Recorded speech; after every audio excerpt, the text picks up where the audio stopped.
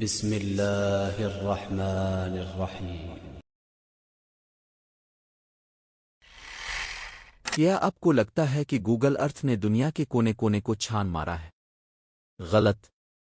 اس دنیا میں آج بھی ایک ایسی جگہ موجود ہے جو سیٹلائٹ کی نظروں سے اوجھل ہے۔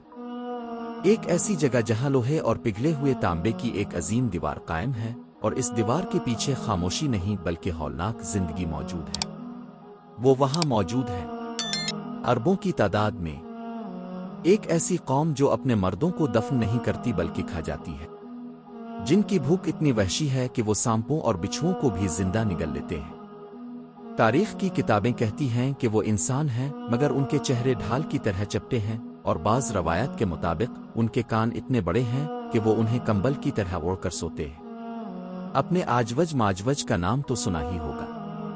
ان کی رہائی کا وقت شاید بہت قریب آ چکا ہے۔ آئیے چلتے ہیں اس دیوار کے اس پار، جہاں آپ کا سب سے خوفناک ڈراؤنا خواب حقیقت بننے والا ہے۔ یہ کہانی شروع ہوتی ہے ہزاروں سال پہلے، جب بادشاہ ذوالقرنین ایک تنگ پہاڑی درے پر پہنچے۔ وہاں کے لوگ خوف سے کانپ رہے تھے، کیونکہ پہاڑوں کے پیچھے سے ایک وحشی قوم آتی تھی جو ان کی فصلیں کھا جاتی اور لوگوں کو قتل کر دیتی تھی۔ ذوالقرنین نے فیصلہ کیا کہ وہ صرف پتھروں کی دیوار نہیں بنائیں گے، بلکہ دھات کی سائنس کا ایسا شاہکار تعمیر کریں گے جو قیامت تک نہ ٹوٹے۔ منظر کچھ یوں تھا: لوہے کے دیوہیکل بلاکس پہاڑوں کے درمیان نصب کیے گئے، پھر آگ بھڑکائی گئی۔ جب لوہا آگ کی طرح سرخ ہو گیا تو اس پر پگھلا ہوا تانبا ڈال دیا گیا۔ سائنس دان جانتے ہیں کہ جب لوہے اور تانبے کو ملایا جائے تو ایک نہایت سخت مرکب بنتا ہے جو پیتل فولاد جیسی مضبوط دھات میں بدل جاتا ہے۔ یہ دیوار اتنی ہموار اور مضبوط تھی کہ اس پر چڑھنا ناممکن اور اسے توڑنا محال تھا۔ لیکن دیوار کے اس پار کی دنیا کیسی تھی؟ وہاں آجوج اور ماجوج قید تھے۔ یہ حضرت نو کے بیٹے آفس کی نسل سے ہیں اور ترک اقوام کے قریبی رشتہ دار سمجھے جاتے ہیں۔ ان کی آبادی بڑھنے کی رفتار ہماری سوچ سے کہیں زیادہ ہے۔ روایات بتاتی ہیں کہ ان کا کوئی مرد اس وقت تک نہیں مرتا جب تک اپنی آنکھوں سے 1000 اولاد نہ دیکھ لے۔ وہ ٹڈی دل کی طرح پھیل چکے ہیں۔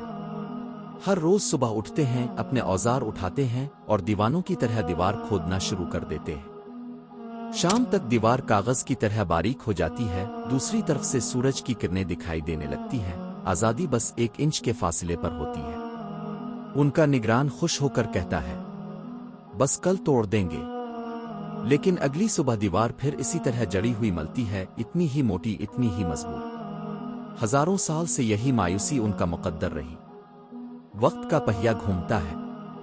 نبی کریم کے دور میں اس دیوار میں پہلی دراڑ پڑی۔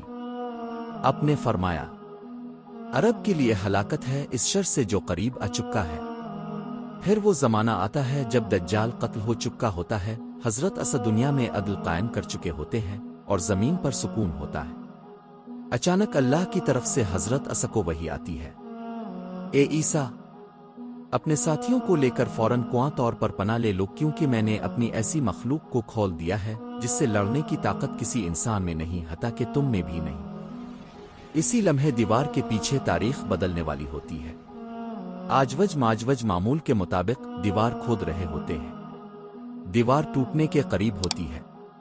سردار حسن عادت کہنے ہی والا ہوتا ہے، کل توڑیں گے، مگر آج اللہ کی مشیت سے اس کی زبان سے نکلتا ہے، چلو واپس چلتے ہیں، انشاءاللہ اگر اللہ نے چاہا تو کل توڑ دیں گے۔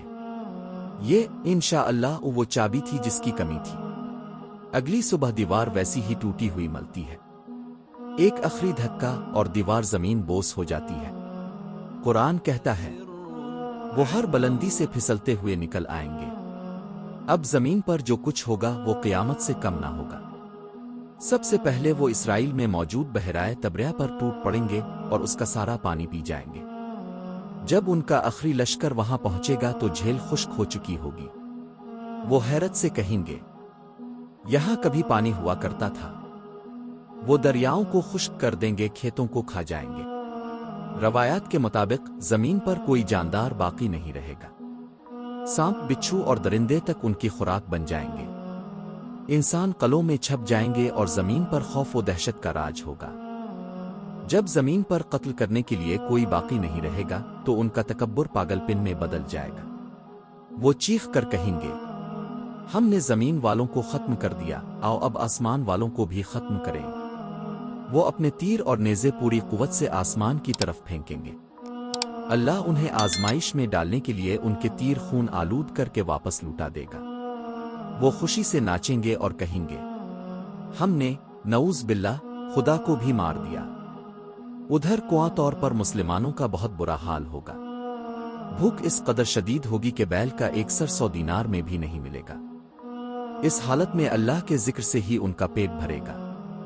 جب ظلم حد سے بڑھتا ہے تو مٹ جاتا ہے۔ حضرت عیسیٰ اللہ کے حضور ہاتھ اٹھائیں گے تو اللہ آجوج ماجوج کی گردنوں میں ایک کیڑا پیدا کر دے گا، اور ایک ہی لمحے میں کروڑوں آجوج ماجوج ہلاک ہو جائیں گے۔ جو شور زمین کو ہلا رہا تھا وہ اچانک موت کے سناٹے میں بدل جائے گا۔ مسلمان جب پہاڑ سے نیچے اتریں گے تو زمین پر پاؤں رکھنے کی بھی جگہ نہیں ہوگی، ہر طرف لاشیں اور بدبو ہوگی۔ پھر اللہ عجیب الخلقت پرندے بھیجے گا جن کی گردنیں بختی اونٹوں جیسی لمبی ہوں گی۔ وہ لاشوں کو اٹھا کر سمندر میں پھینک دیں گے۔ اس کے بعد موسلا دھار بارش ہوگی جو زمین کو دھو کر شیشے کی طرح چمکا دے گی۔ پھر زمین اپنی برکتیں اگا دے گی۔